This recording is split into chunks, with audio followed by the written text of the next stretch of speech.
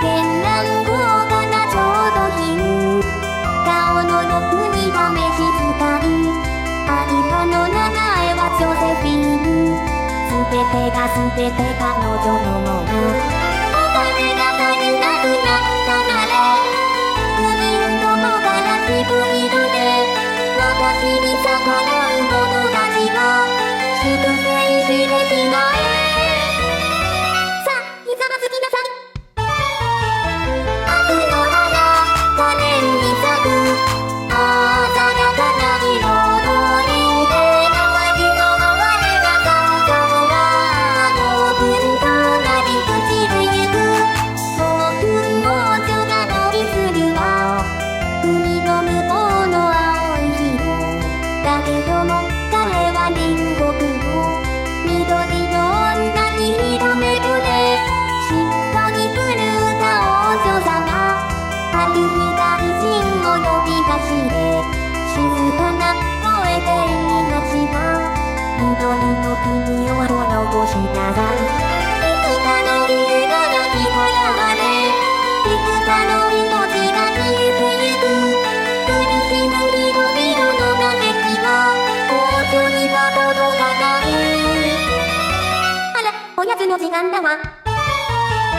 悪の花、可憐に咲く潤しい彩りで、風も美しい花なのに跡手が多すぎて触れない。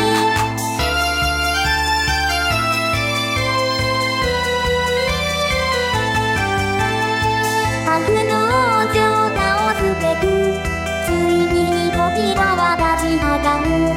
不幸の彼らを率いるは赤き滅びの女天使。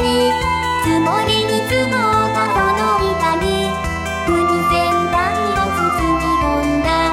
長年の戦で掴めた兵士たちなどべきではない。ついに王宮は囲まれて、家臣たちの逃げ出しが可愛く可憐な王女様、ついに捕らえられた。この無礼者。悪の花、可憐に咲く悲しげな彩りで、彼女のための楽園は盲目の儚く崩れてく。昔々あるところに悪逆非道の王国の頂点に君臨してたロワン14の王女様。時計の時間は午後3時、教会の鐘が鳴る時間。王女と呼ばれたその人は一人の親で何を思う。ついにその時がやってきて、終わりを告げる鐘が鳴る。